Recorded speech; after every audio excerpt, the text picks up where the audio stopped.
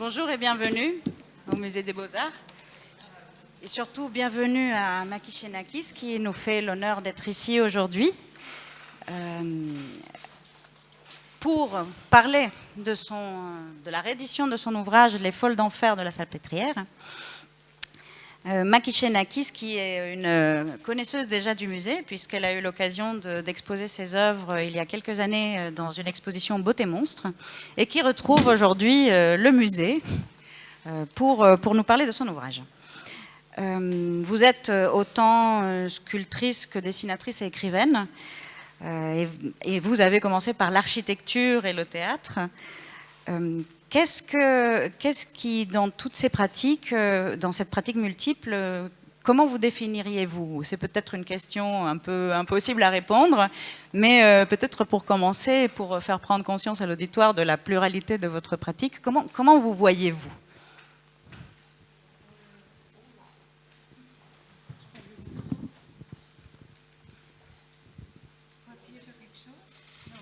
Ça marche? Oui.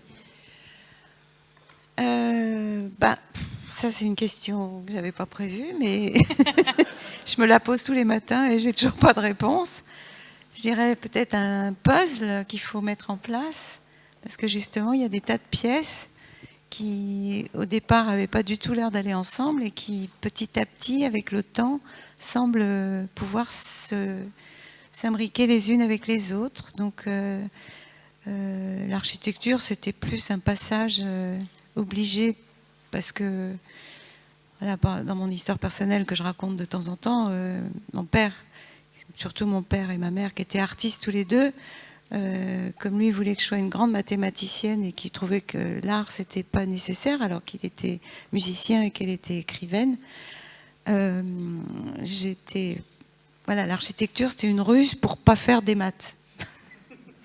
Il ne pouvait pas dire que c'était con puisqu'il avait été architecte aussi avec Le Corbusier, et du coup voilà. Mais très vite, j'ai eu la chance d'avoir Paul Virilio comme prof, à qui j'ai expliqué mon problème et qui m'a dit: écoute ce que je dis, prends-le pour ta peinture et puis voilà, débrouille-toi. Et c'est ce que j'ai fait. Après, j'ai rencontré Claude Régis, parce que j'adorais le théâtre, qui, en voyant mes peintures, m'a proposé à 25 ans de faire les décors et les costumes de ses spectacles. Donc ça, j'ai sauté dessus aussi, parce que j'étais dans mon élément. Et puis au bout d'un moment, je me suis rendu compte, puisque je peignais depuis toujours sans m'arrêter, que c'était la peinture et le dessin qui étaient le plus important pour moi, et que voilà, il n'y avait pas d'autre solution. Donc c'est pour ça aussi que quand on est parti aux États-Unis avec David, mon compagnon qui est là encore aujourd'hui dans cette salle, j'ai eu une bourse pour être peintre, pour une bourse Villa Médicis sur les murs, et puis j'ai lâché le théâtre, j'ai lâché tout le reste pour pouvoir me plonger dans la peinture, le dessin, et c'est là que j'ai rencontré Louise Bourgeois, à qui j'ai demandé de me donner l'autorisation que mes parents m'avaient pas donnée, et elle me l'a donnée. Donc c'est voilà. Et maintenant l'écriture, elle est arrivée aussi grâce à Louise au départ, puisque quand je suis rentrée en France, elle m'a proposé d'aller dans les lieux de son passé, de faire un livre avec ça, son passé lié à son œuvre bien sûr. Et donc voilà, je suis tombée comme ça dans l'écriture, alors que je pensais que ça, j'avais pas le droit, entre parenthèses à cause de ma mère qui était écrivain. Mais comme je parlais d'art, je me disais que ça pouvait passer. Et puis je suis restée chez Actes Sud qui a publié mon premier livre et qui continue de me publier. Et puis maintenant qu'elle n'est plus là non plus, j'y vais encore plus dans l'écriture. Parce que la question peut paraître trop éloignée sans doute, mais c'est vrai qu'il me semble quand même pertinent de discuter de cette pratique multiple, parce que le sujet lui-même du livre est aussi né à la croisée de plusieurs occurrences, de la sculpture, de l'écriture. D'ailleurs, qui sont ces folles et d'où viennent-elles? Comment est né ce projet? Au départ, je faisais déjà des sculptures. Et j'ai été invitée par la Salpêtrière à exposer mes sculptures dans la chapelle, parce qu'à cette époque-là, dans les années 2000, il y avait le festival d'automne qui utilisait le lieu à l'automne, Mais il y avait aussi toute l'année des expositions dans la chapelle. Le prêtre qui s'occupait de cette église aimait bien inviter des artistes. Donc au départ, j'étais invitée à présenter mes sculptures dans la chapelle. Et comme d'habitude, quand je suis invitée dans un lieu particulier, ça m'intéresse de connaître l'histoire du lieu pour me nourrir de ce lieu et travailler avec cette nourriture supplémentaire, pas que moi, mais les autres. Je me suis plongée dans les archives de l'assistance publique. J'ai été guidée par un vieux monsieur à l'époque qui avait écrit un premier livre sur l'histoire de la Salpêtrière.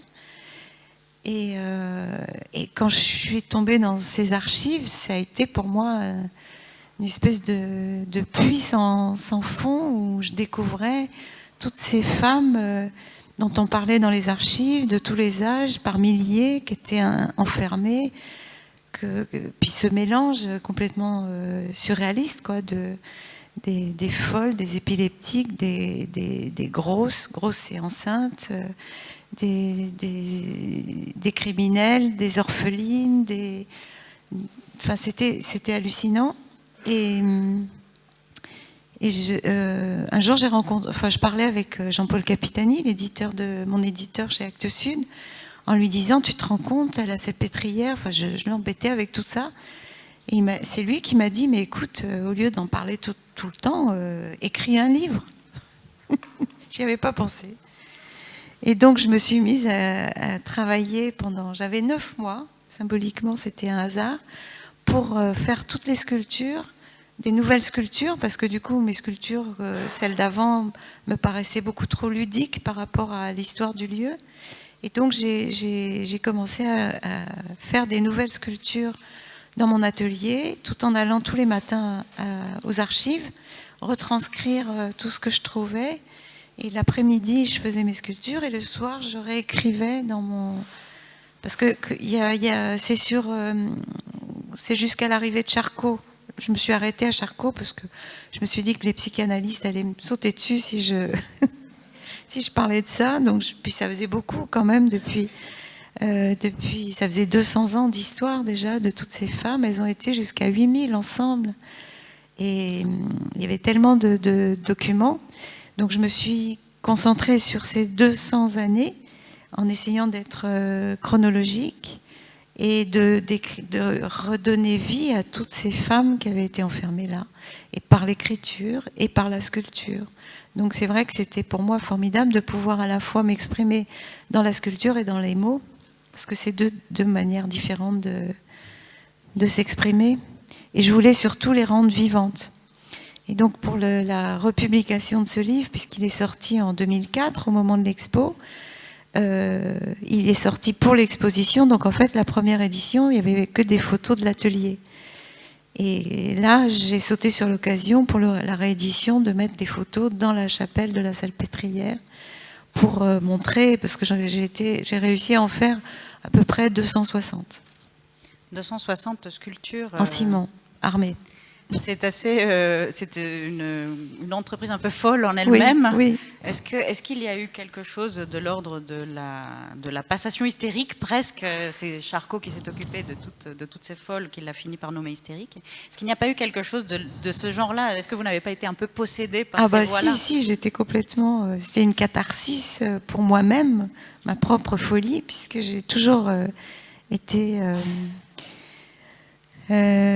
inquiète moi-même d'être folle, ou de frôler la folie. D'ailleurs, c'est une des choses importantes que Louise Bourgeois m'a apporté, c'est-à-dire que quand j'étais à ce moment-là, dans les années fin 80, j'allais la voir et ma question permanente c'était, mais est-ce que parce qu'elle me disait, mais allez-y, foncez dans votre univers, n'ayez plus peur. Et je lui disais, mais si je fonce dans mon univers, je vais peut-être devenir folle. Et c'est là qu'elle a pris un papier, un crayon, et qu'elle a écrit « Art is a guarantee of sanity ». Et qu'elle me l'a donné, et en me disant, comme une séance de psychanalyse un peu, « Maintenant, vous rentrez chez vous avec ça ». Donc l'art comme garantie de santé mentale. Voilà. Mais du coup, un tel projet a côtoyé ces archives, ces folles et ces lieux. C'était perturbant, oui. Et comment vous avez fait pour... comment l'art a-t-il permis de mettre des barrières à ce bouleversement? Mais parce que justement, j'avais l'impression de les faire réapparaître, de leur redonner une existence, alors qu'elles étaient tombées dans l'oubli. Personne ne parle de toutes ces femmes, alors qu'il y avait leur prénom, leur âge, leur vie, leur profession, tout ce qu'elles disaient. Et aussi par la sculpture. Donc la sculpture, ça crée de la vie, vraiment, ça crée des présences humaines. Donc j'avais l'impression d'être un peu Jeanne d'Arc qui faisait quelque chose de formidable et qui sauvait toutes ces femmes. Et qui entendait des voix. Et qui entendait des voix, oui, oui. Et d'ailleurs, ces voix dans les archives, ce sont des archives administratives dans lesquelles vous avez plongé. À quoi ressemblaient ces portraits de femmes? Parce que, effectivement, vous avez exhumé des noms, des histoires, des récits, mais que vous avez dû sans doute aller pêcher très loin. Ah oui, oui, j'ai rien inventé.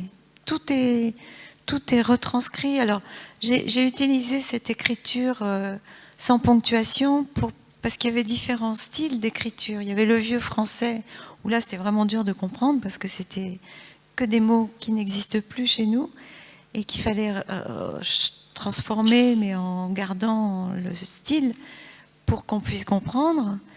Mais en même temps, je retranscrivais ce que je trouvais.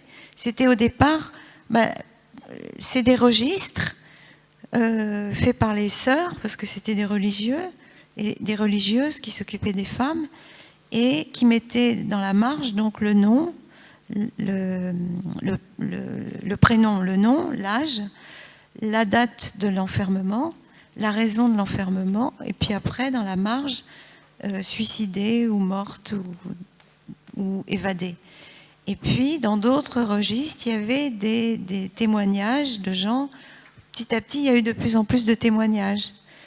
Parce qu'avant Charcot, il y a quand même eu des médecins après la Révolution française qui sont venus, parce qu'au départ, il faut savoir que la Salpêtrière a été conçue par Louis XIV comme une prison. C'était un hospice, mais un hospice, ça ne voulait pas dire hôpital, ça voulait dire un lieu d'enfermement. Et donc c'était uniquement, il y avait l'église pour les rédempter par la prière, mais donc il y a tous ces témoignages-là. J'ai lu d'ailleurs à un moment que c'était Saint Vincent de Paul qui avait proposé à Colbert et au roi de faire un hospice pour sauver les pauvres de la débauche, de toutes ces choses-là, par la prière, leur trouver un travail et les éduquer un peu, leur apprendre un peu des choses, et puis surtout la foi. Et quand Saint Vincent de Paul s'est rendu compte que c'était devenu une prison épouvantable, il y a marqué à la plume de doigt qu'il est parti parce qu'il disait que le bon Dieu serait peut-être pas d'accord. Il est parti en les laissant là, Oui. à la merci de qui gardait ces gens. C'est l'Église, donc, C'est l'Église au départ. Qui surveille et qui endoctrine, Ouais. et qui impose un rythme de vie extrêmement contraint. Terrible, puisque, ce sont des journées terrifiantes, effectivement. Terrifiantes, oui. Elle travaillait 10 à 15 heures par jour. On leur faisait faire du tricot, de la dentelle. Et puis elles allaient en file indienne comme ça de leur lieu d'enfermement qui existe encore autour de la chapelle. Il y a encore les noms des Sainte Catherine, il y a tous les noms des endroits où elles étaient enfermées, et elles allaient plusieurs fois par jour dans la chapelle prier. Et est-ce que ces femmes-là, tous ces corps, est-ce qu'il y a un lien entre ces voix, ces vies contraintes et le choix du ciment pour vos sculptures, du ciment armé? Est-ce que ça s'est imposé? Comment est venue cette décision du matériau? Non, au départ, j'avais commencé des sculptures avec du plâtre. Et puis, comme c'est fragile, et puis que j'étais invitée à exposer des sculptures à l'extérieur, le plâtre, ça ne marche pas dans l'extérieur, et que j'aimais bien l'idée de mouler, même si c'est dur de mouler, d'avoir ces corps comme ça, c'est très... mes sculptures sont... Enfin, ces sculptures-là il y a uniquement le visage, le regard qui amène pour moi la vie dans le regard et qui cherche à communiquer avec l'autre. Mais elles n'ont pas de bras, elles n'ont pas de jambes, il n'y a pas de détails. Et comme c'était des troncs avec juste la tête qui nous regardait, un peu totémique, parce que je suis très influencée par toute l'art des sculptures archaïques, où il y a très peu de détails, quoi. C'est pas figuratif, enfin, c'est pas descriptif. J'avais au départ fait des petites sculptures avec des cartons. D'abord un carton de papier toilette, après du sopalin, et puis après je cherchais un carton plus grand pour faire des plus grandes sculptures. Et je suis tombée sur le carton ondulé que je pouvais utiliser avec le diamètre que je voulais et la hauteur que je voulais. Et le miracle, c'est que quand j'ai fait ces premières... j'ai moulé le ciment ou le plâtre au départ dans ce carton ondulé, bah, tout d'un coup, c'est les colonnades grecques qui sont arrivées. Donc mes origines revenaient, c'était parfait.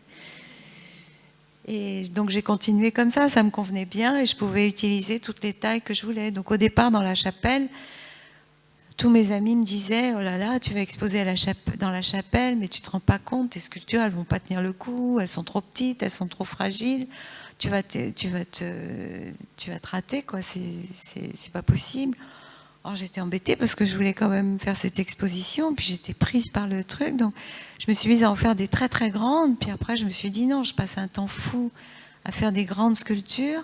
Je leur ai fait un double regard pour qu'on puisse, parce que je voulais les mettre au centre de la nef, comme ça en tournant autour, ça doublait la personne, le regard, et ça doublait la présence.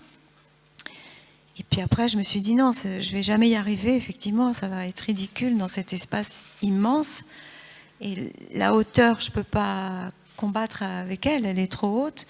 Donc il faut que je fasse une multitude, il faut qu'il y en ait de plus en plus, et que tous ces yeux nous regardent. Donc je vais faire une pyramide, et comme ça, il y en aura des toutes petites, qui seront les orphelines, puisqu'il y avait des petites filles et des petits garçons. Et ce sera une pyramide avec... que des yeux comme ça qui nous regarderont et qui nous suivront du regard quand on tournera autour. Et le ciment était le matériau dans lequel je m'exprimais à ce moment-là, et je vois pas dans quoi j'aurais pu faire, parce que la résine, tout ça, pour moi, c'est pas des... Enfin, après, j'ai trouvé une technique de résine où je pouvais faire ça toute seule, mais j'aime pas aller dans un atelier et demander à quelqu'un d'autre de m'aider à faire une sculpture. J'ai besoin d'être toute seule jusqu'au bout du processus. Et du coup, toutes ces femmes, toutes ces figures ont trouvé leur place dans la chapelle, mais il y avait une géographie de cette installation, il y en avait aussi dans les jardins? Non, après, c'est le festival d'automne qui m'a mise à la porte parce qu'ils avaient... Je crois... Non, c'était pas Cindy Sherman, c'était cet artiste qui fait des photos, je me souviens plus, qui était prévu. Et je me disais, mais c'est pas possible, j'ai pas fait tout ce boulot pour qu'elle reste que 15 jours dans la chapelle. Et donc, avec la salpêtrière, la directrice et tout ça, et le prêtre, on a décidé de les mettre dans le jardin, à côté, en plein air, puisqu'elles pouvaient tenir, et d'en mettre une partie, pas les toutes petites parce que c'était trop fragile, mais toute une grande partie dans les jardins, comme si elles allaient vers leur chapelle, prier. Et là, elles sont restées encore presque 1 an. Et puis, une nuit, elles ont été vandalisées. Donc, elles ont souffert à nouveau. Pardon, il faut que j'éteigne mon téléphone.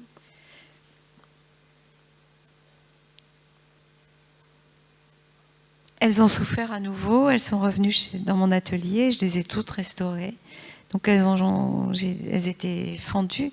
Donc, j'ai beaucoup pleuré, puis je me suis dit, bah, c'est leur destin, donc il faut que je les soigne, il faut que je les remette en bonne santé, et c'est à moi de le faire encore. Et du coup, vous les avez réparées, elles ont rejoint l'atelier, toute cette cohorte inquiétante finalement, oui, de tous ces regards. Et que sont-elles devenues à l'atelier? Vous avez organisé des adoptions, je crois. Ben oui, parce que l'idée que toutes ces 260 sculptures envahissent à nouveau mon atelier, j'avais plus de place pour travailler. Et je me suis dit, elles vont m'engloutir dans leur oubli, je vais partir avec elles, pouf. Donc, comme c'était au mois de septembre, dans le métro, au mois de septembre à Paris, il y a toujours les week-ends d'adoption de la SPA. Et je me suis dit, voilà, je vais faire des week-ends d'adoption, puisque c'est des femmes perdues, abandonnées, des orphelines. Je vais faire des week-ends d'adoption, parce que je n'avais pas de galerie qui s'intéressait à ça, ni rien. Et la seule chose que je demanderais, bon, c'est des adoptions payantes quand même, parce que c'est mon travail, il faut que je gagne ma vie avec ça. Mais la seule chose que je demanderais aux gens qui voudront les adopter, c'est 2 conditions très importantes. Il faut leur choisir un prénom et me donner des nouvelles. Et des nouvelles régulières, comment ça se passe? Oui, régulières. Et les gens ont joué le jeu. Et donc, j'ai comme ça consigné dans un carnet tous les prénoms de toutes ces sculptures qui incarnaient un nouveau membre de la famille. Et qui sont ces adoptants? Qui prend sous son aile une folle d'enfer?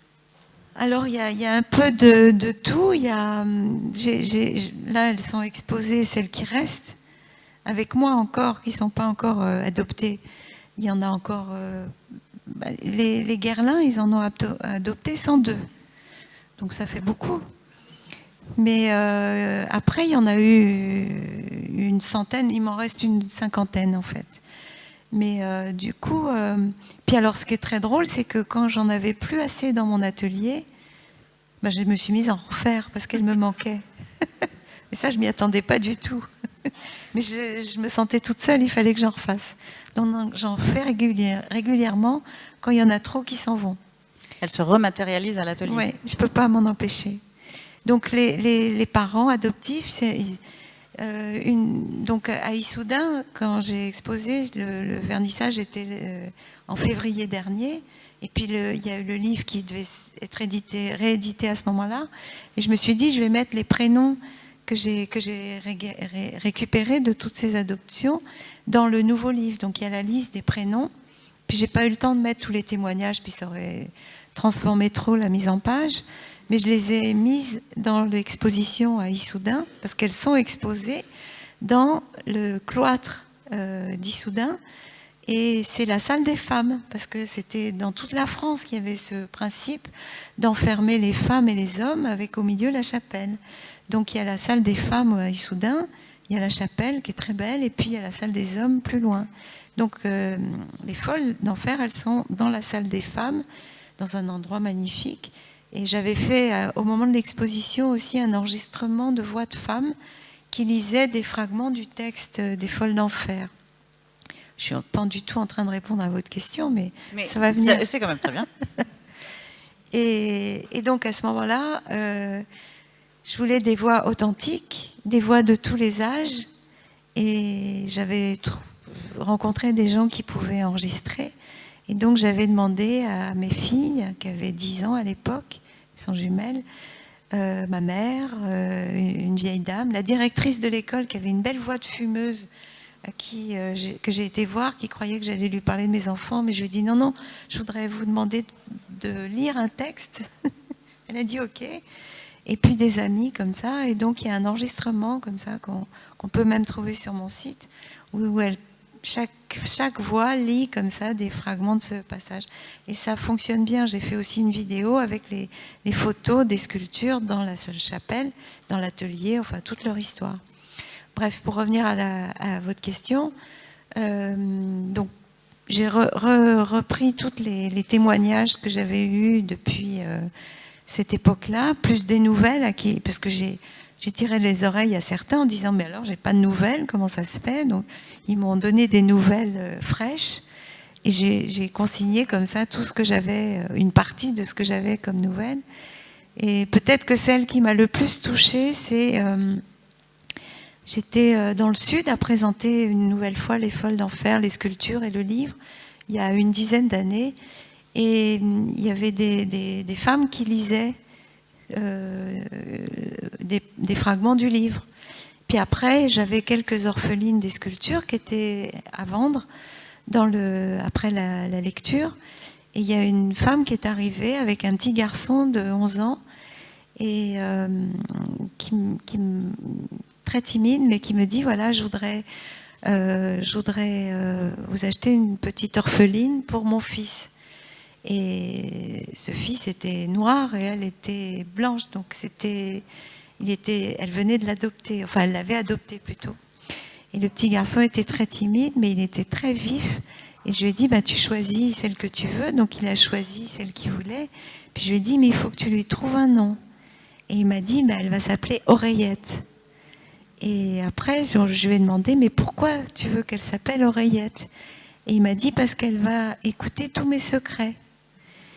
Et puis on s'est revus, on ne s'est jamais perdu de vue. Il vient de me voir, là il s'est installé à Paris, il a 25 ans maintenant. Et je lui ai dit, est-ce que tu veux bien écrire un texte pour cette oreillette, pour le témoignage? Et il m'a écrit un texte absolument magnifique et bouleversant sur l'adoption, sur tout ce lien avec cette sculpture et sur la notion de l'adoption.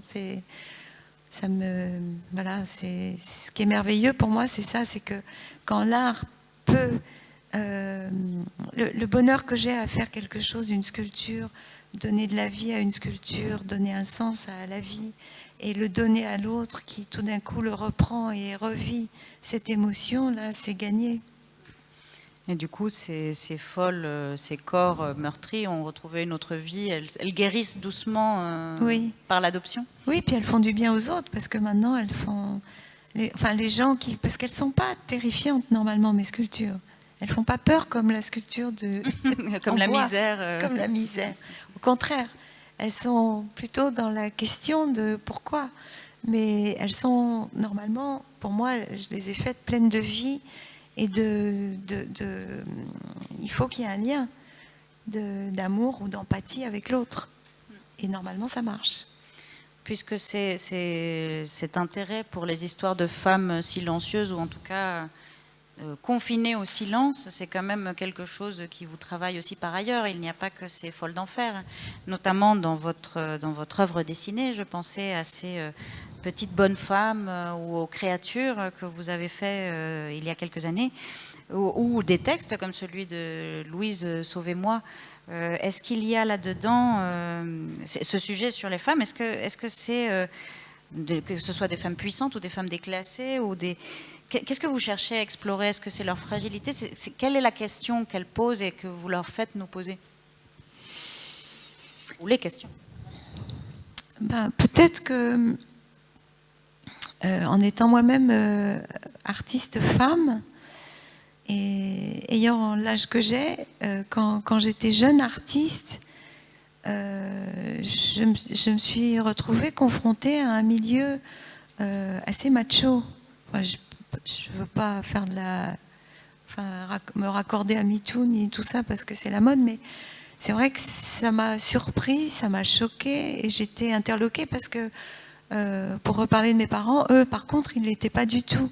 Et donc j'avais toujours été élevée comme une fille qui avait toutes les chances de faire le même boulot qu'un mec et qu'il n'y avait pas l'inégalité, ça n'existait plus de nos jours. Donc j'ai été assez surprise de voir que finalement non, dans le milieu de l'art, et que même les artistes hommes avaient souvent tendance, surtout à cette époque-là, à représenter la femme comme un objet de désir, comme une salope, comme une sorcière, mais jamais comme une femme comme on est, quoi.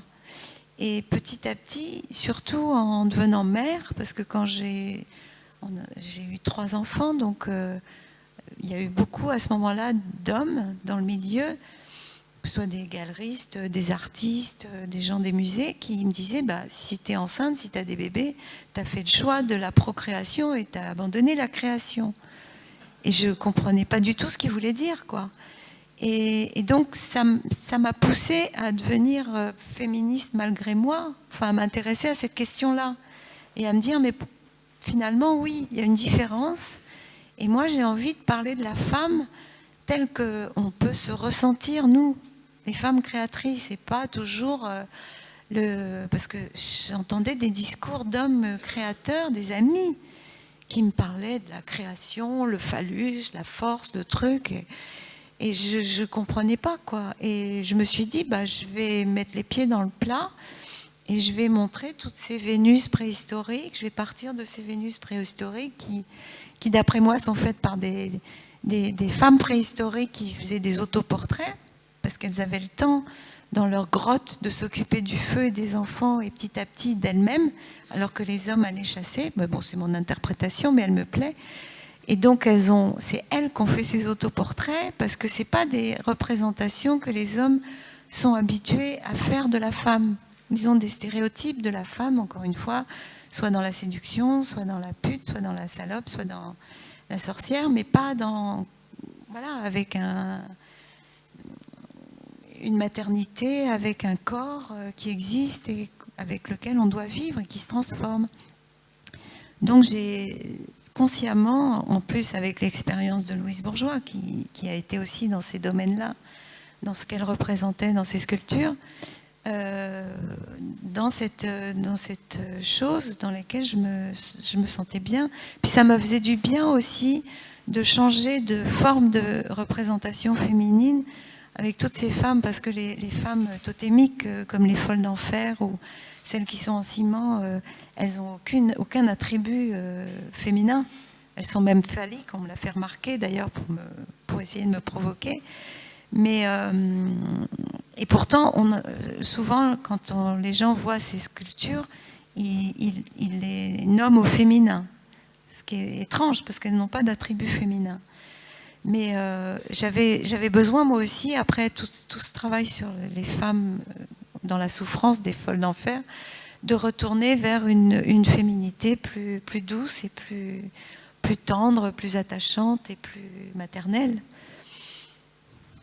Et cet exemple de Louise Bourgeois, elle vous a autorisé à devenir artiste, mais elle vous a accompagné bien plus longuement que ça, puisque vous y revenez par l'écriture, vous en reparlez encore. Quel est comment cela se passe d'avoir une telle figure totémique, pour le coup, comme passeuse? C'est comme avec les folles d'enfer, ou c'est comme le travail que j'ai fait sur mon père, d'avoir écrit un livre sur lui et de m'occuper maintenant de ses archives. J'aime bien pas être tout le temps toute seule avec moi-même, quoi. Donc tout ce qu'elle m'a donné, tout ce qu'elle m'a apporté dans notre relation personnelle, j'ai envie maintenant de le faire partager aux autres dans toutes les conversations qu'on a eues, pour la faire découvrir sous un autre jour, et puis donner tout ce qu'elle m'a donné aux autres. Et c'est ça aussi qui m'intéresse, de pouvoir faire partager cette expérience avec elle, pas de la garder que pour moi. Et ce partage-là, bon, on le retrouve, vous écrivez dans Les Folles d'Enfer, laissez venir les images, laissez venir leur présence traverser les siècles, croiser ces milliers de femmes oubliées jusqu'à l'arrivée de Charcot. C'est partager avec les autres, mais aussi prendre par la main ceux qui n'ont pas pu prendre la parole. Est-ce que c'est quelque chose que vous faites encore avec les archives de votre père? Comment vous placez-vous? Est-ce que vous êtes la transcriptrice, la passeuse, le charron de ces voix? Oui, j'aime bien, en fait. Je me rends compte que j'aime bien travailler sur les archives, puisque je vais toujours dans les archives et ça m'intéresse. Ce choc entre le présent et le passé, c'est quelque chose qui m'émeut beaucoup, qui me perturbe beaucoup, parce que quand on lit les archives, on est à nouveau dans la vie de l'autre et on est dans le présent de l'autre. Donc c'est comment faire pour faire revivre ce passé dans le présent. Et là, avec mon père, c'est le faire revivre à nouveau lui aussi. Mais j'ai une anecdote par rapport à cette histoire des Folles d'Enfer, et je pense que j'y pense souvent quand je travaille en ce moment sur les archives de mon père. Quand j'étais en train de travailler sur les archives de la Salpêtrière, j'avais accès à tout le travail qui avait été fait dans tous les domaines sur la Salpêtrière. Et j'étais tombée un jour sur un énorme travail qu'un homme avait fait dans les années 60, je crois. Il avait vraiment fait une thèse là-dessus, un travail énorme.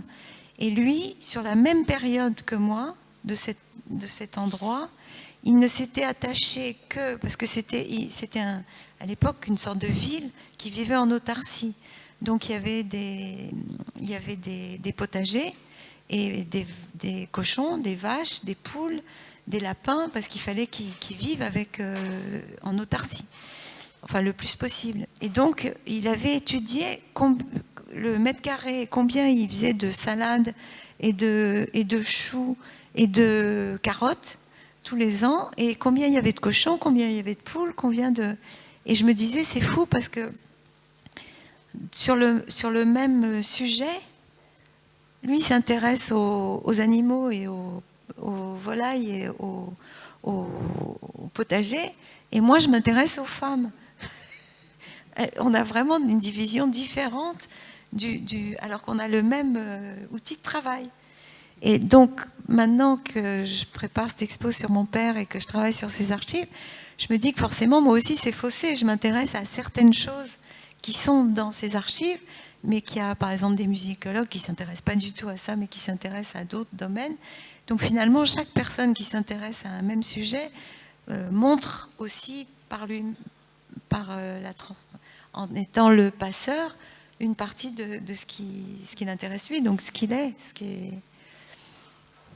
Et il y a dans cet intérêt que vous portez à ces corps souffrant, à ces voix, parce que effectivement vous leur donnez une voix, un nom, un visage, mais ce sont des cris plutôt qui sortent de ces archives et des images assez terrifiantes, comme celle du corps enfermé, immobilisé dans une baignoire à couvercle métallique, avec juste la tête qui dépasse pour plonger ce corps de folle dans l'eau rédemptrice. Vos propres sculptures aussi ont quelque chose de l'ordre, vous en parlez en termes de colonnes, mais il y a quelque chose aussi du corps guillotiné presque. Oui, la décapitation. Ça, c'est encore un autre thème qui m'habite depuis longtemps, dont je parle dans mes livres plus personnels. Je peux le raconter, mais parce que j'ai toujours tendance à analyser aussi mon propre travail. C'est-à-dire que, en fait, quand Maki, mon prénom, c'est indépendamment du fait que ça signifie bataille, que c'est pas un prénom grec, c'est mon père qui me l'a donné. Ma mère a toujours raconté quand j'étais petite fille et me l'a raconté à moi surtout, que mon père, pendant la résistance en Grèce, il était après les nazis, contre les Britanniques, et il se cachait avec des résistants et de la population dans un immeuble, et puis il a reçu l'éclat d'un obus dans le visage, et ce qui lui a fait perdre un œil et la moitié de son visage. Et ma mère, avec toujours sa grande plaisir d'expliquer les choses avec plein d'imagination et de détails, disait, et à côté d'elle, il y avait sa compagne, Mahi, elle a été décapitée. Et moi, j'ai vécu avec cette histoire toute mon enfance, que Maki a été décapitée et qui m'avait donné le prénom de cette femme, sa compagne, qui avait été décapitée. Donc, c'est pas facile, quoi. C'est le seul mot qu'on puisse dire, effectivement. Et effectivement, dans mes dessins, puisque je dessinais toujours quand j'étais petite et que j'ai jamais arrêté, il y avait des décapitations, mais je m'en rendais pas compte. Et ce que je raconte dans un des livres sur mon père, je crois, c'est que beaucoup plus tard, mon père, qui commence à tomber malade, un jour va à la Pitié-Salpêtrière, lui aussi, mais là pas chez les folles, mais pour se faire opérer. Et on l'accompagne avec ma mère, et il avait piqué une petite bouteille de whisky, puis il se met à picoler un peu de whisky dans sa chambre. On gronde en lui disant, c'est pas possible, tu vas te faire opérer. Puis l'alcool aidant, il se met à raconter des choses qu'il n'avait jamais racontées, parce qu'il avait peur d'y passer. Et il parle de ce moment, de l'éclat d'obus. C'était la première fois que je l'entendais parler de ce moment. Et il dit, et quand l'éclat d'obus est arrivé, j'ai perdu connaissance, et je me suis réveillée, etc. Et je lui dis, puis il y avait Maki. Il me dit, quoi? Il y avait Maki. Je dis, bah oui, Maki, puis ma mère était là quand même. Je regardais ma mère, je regardais mon père, je dis, bah oui, Maki, elle a été décapitée. Il me regarde, il me dit, pas du tout. Maki, elle n'était pas là, elle était dans les montagnes. C'était un laidron à côté de moi qui a été décapité. Et je ne savais plus quoi faire de ma tête, parce que je ne savais plus si j'étais Maki, si j'étais un laidron, si j'étais qui. Et ma mère, elle n'était pas gênée, elle ne disait rien, ça ne la dérangeait pas. Donc j'ai dû reconstituer mon histoire à partir de là. Donc effectivement, la décapitation, elle est arrivée aussi dans mes sculptures. Vous avez quand même le chic de parler de choses très graves en les rendant humaines. C'est peut-être le moment pour vous de prendre la parole et de poser à votre tour des questions, si vous le souhaitez. Est-ce qu'il y a des questions dans l'assistance ?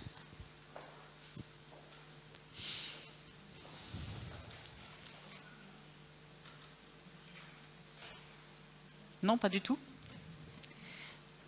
Du coup, j'en profite alors, puisque vous me la laissez la parole encore un peu. On parlait de décapitation, mais je pensais à vos derniers dessins, ces vortex que vous faites. Il y a quelque chose de l'ordre du trou aussi dans cette réflexion que vous avez, du manque. Est-ce que vous le liez plutôt à cette violence fondatrice ou est-ce que c'est quelque chose de l'ordre du féminin aussi ? Qu'est-ce qui se passe dans ces dessins tourbillonnants ? Pour moi, c'est plus... c'est bien que ce soit plein de choses, donc je laisse l'autre prendre ce qu'il veut. C'est le vertige aussi, c'est l'aspiration vers le vide, mais c'est parti de... C'est arrivé tout seul. Hein. Moi, je fais partie de ces artistes qui font les choses et qui, après coup, découvrent ce qu'ils ont fait. Parce que si je me dis, tiens, c'est génial, j'ai une idée géniale, je vais faire ça, ça ne marche pas. Donc il faut que ça vienne de l'inconscient et que petit à petit ça devienne évident pour moi, même de ce que je viens de représenter.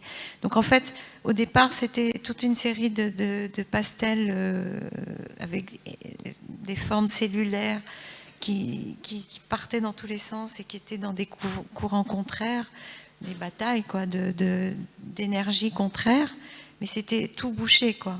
Puis petit à petit, il y a eu une espèce de cercle central, bouché aussi, et puis tout d'un coup, il y a eu l'ouverture. Et je pense que cette ouverture, c'est à la fois l'ouverture de l'œil vide, l'œil de mon père, encore une fois, et aussi, j'ai été frappée, encore une fois, mon père est quand même aussi très présent dans ma vie, même d'artiste, à la cérémonie au Père Lachaise, quoi. Il y a un ami à lui qui a lu un texte de Platon, et c'était la légende d'Air. Et la légende d'Air, c'est un texte de Platon, un combattant grec qui raconte qu'il il a été passé pour mort, et c'est une histoire qu'on retrouve dans toutes les religions. Il a vu la mort, et ce qui est décrit, c'est un faisceau lumineux qui s'ouvre, une ouverture dans la pénombre qui s'ouvre avec tout d'un coup la lumière. Et ça, c'est souvent dans beaucoup de religions. Et qu'après, en fait, il n'était pas mort, il est revenu et il a pu raconter ça. Et c'est à ce moment-là que l'ouverture s'est faite pour moi. L'ouverture, parce que j'emmenais mon père dans la lumière, je pense. Vous en parlez de votre père. Il y a un projet, je crois, d'exposition bientôt. Oui, pour le centenaire de sa naissance. On n'a jamais su s'il était né en 21 ou 22. Et lui, il laissait dire 22. Officiellement, c'était 21 sur ses papiers. Et puis, depuis la mort de ma mère, j'ai trouvé dans des tiroirs chez ma mère 2 passeports. Un fait en Roumanie, quand il avait 10 ans, où il était né en 21. Et puis un autre plus tard, 3 ans plus tard, où il est né en 22. Donc on ne saura jamais. Et c'est ces passeports qui m'ont fait comprendre que ça allait bientôt être le centenaire de sa naissance. Et donc, voilà, j'ai contacté la Philharmonie qui va faire tout un hommage, toute une série de concerts. Et comme je leur ai parlé de ce passeport, ils font ça fin 2021 jusqu'en 22, comme ça. Ça va. Comme ça, l'honneur est sauf. Et ils vont faire une exposition avec toutes les archives donc, que j'ai récupérées et dont je m'occupe beaucoup. Et ils m'ont demandé de faire le co-commissariat d'exposition. Donc maintenant, je suis plongée à nouveau dans les archives de mon père. Et ça prend une tournure textuelle, plastique. Comment tout ceci se métabolise chez vous ? C'est compliqué parce que j'avais déjà fait un livre où j'avais déjà travaillé sur ces archives. Là, je vais chercher encore plus loin. C'est passionnant. Je sens que c'est de là d'où je viens. Donc mais par moments... En plus, moi, je suis très visuelle et je travaille beaucoup par association. Et déjà pour Louise Bourgeois, le livre que j'avais fait avec le lycée Fénelon et tout ça, mon cerveau fonctionne beaucoup par association. Et donc j'avais fait un travail d'association entre les lieux de son passé et son œuvre. Et là, je fais des associations entre ce qu'il dit et ses œuvres, et puis d'autres œuvres qui reviennent plus tard. Enfin, et le co-commissaire avec qui je travaille, qui travaille à la Cité de la Musique, il est formidable parce que il rentre là-dedans et il me censure pas, parce que j'avais déjà fait une exposition au MUBA à Tourcoing, où là j'étais malheureuse parce que la directrice, que je ne nommerai pas, elle m'embêtait parce que chaque fois que je voulais parler de l'homme, elle me disait non, on parle pas de l'homme, on parle de l'œuvre. Ce vieux machin habituel. Enfin, je sais pas où vous en êtes, vous, par rapport à ça. Tout va bien. Mais ça va pas, quoi. Il y a un moment où ça dépend peut-être pour qui, mais là, son histoire est tellement énorme par rapport à... tellement liée à sa vie d'après de compositeur de musique que pour moi, c'est évident qu'il faut parler du reste.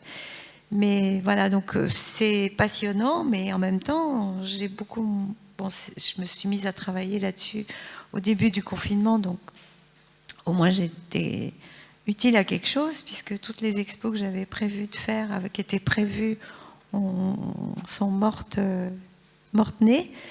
Mais c'est terrible, parce que comme il était quand même difficile avec moi, qui m'engueulait tout le temps, parce qu'il était très exigeant, qui trouvait que je faisais jamais assez, là maintenant je rêve qu'il m'engueule parce que je travaille pas assez pour moi. Parce que vous êtes plongé dans ces archives. Voilà. Alors, je dis, mais papa, je travaille pour toi.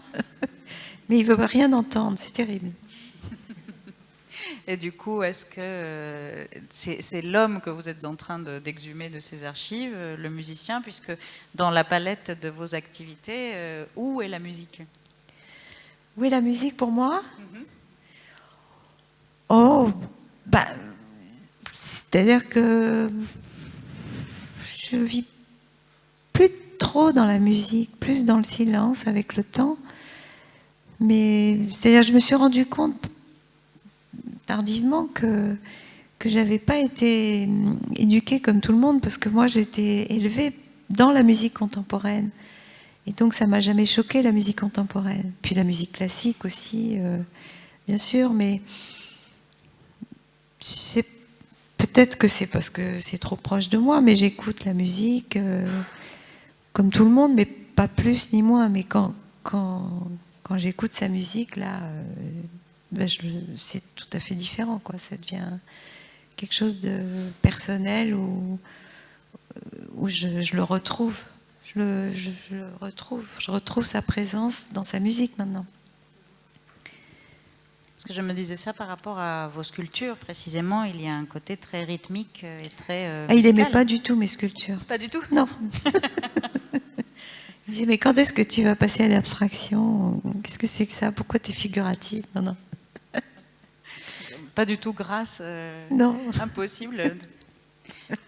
Mais bon, effectivement, dans vos derniers dessins, c'est plutôt l'abstraction qui prend le dessus. Voilà. Est-ce l'effet des archives qui vous parle? Je sais pas, non, parce que je continue à faire des sculptures figuratives, quoi. La sculpture, pour moi, elle est figurative, c'est l'humain. Mais c'est vrai que dans mes dessins, c'est passé à l'abstraction. Peut-être que je vais finir par lui plaire, je sais pas. Vous avez encore un an, peut-être 2 devant vous. Ouais. Merci beaucoup pour ce temps passé avec nous. Vous avez encore quelques instants pour poser des questions si vous le souhaitez, vous avez changé d'avis. Mais sinon, je vous prierai de retrouver... Ah bah oui, au moins.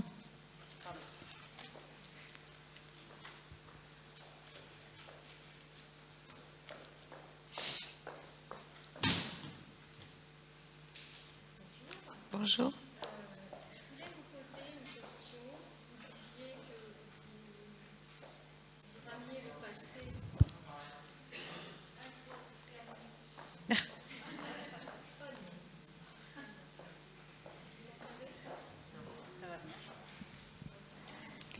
Vous m'entendez? Ouais. Je m'entends aussi. Vous disiez qu'en parlant des femmes de la Salpêtrière, vous rameniez le passé au présent. J'aimerais savoir si vous avez une idée sur l'avenir de la femme. Wow. Moi? Parce que moi, je vous raconte un peu mon ressenti. J'ai lu votre livre et c'était très douloureux pour moi. Je ressentais cette détresse, ces cris, ces peurs. Et j'ai envie de me dire, mais ça va changer. Alors qu'aujourd'hui, la femme n'est pas forcément bien considérée, même si elle est mieux considérée. J'ai envie de me dire, mais allons-y, changeons tout cela, guérissons tout cela. Et j'ai plus envie de me projeter vers un avenir plus radieux pour les femmes, plutôt que de me plonger dans un passé désastreux. Et vous, avez-vous une idée de comment ça pourrait évoluer ? Ben non, je suis comme tout le monde. Je vois que il y a des moments où ça s'arrange, puis des moments où ça s'arrange pas, quoi. Mais ça dépend aussi dans quel pays on vit. Ça dépend dans quel milieu on vit. Je peux pas répondre. Déjà, le simple fait d'être une femme artiste et de créer une lignée de femmes artistes remontant à Louise Bourgeois et aux icônes cycladiques, Oui. Peut-être que c'est déjà une réponse en soi. Oui, c'est vrai que c'est pas un milieu. Je pense que dans le milieu littéraire, c'est moins macho que le milieu artistique. Ça, j'ai découvert ça en découvrant le milieu littéraire. Donc ça dépend des milieux, ça dépend de chaque endroit, quoi, des familles, des milieux, des pays. Mais après, il faut se débrouiller pour essayer de... Moi, je vois nos deux filles là, qui ont 27 ans. Je suis très vigilante et attentive à ce qu'elles me disent, ce qu'elles me racontent. Et je vois que autant il y a des domaines dans lesquels c'est plus facile pour elles que pour moi, ce que j'ai pu vivre. Mais il y a d'autres moments où ça revient, quoi. Et c'est terrible qu'on a envie de les secouer, mais c'est pas de leur faute. Donc je sais pas, j'en sais rien. Il faut juste continuer à essayer de se battre et à y croire, quoi. Merci. Merci pour votre attention, merci pour votre partage et pour votre exemple aussi. Vive les femmes artistes, je pense qu'on peut conclure ça comme ça. Et donc je vous encourage à retrouver Maki Chinakis dans le péristyle du musée pour une séance de dédicace. Merci à tous. Au revoir.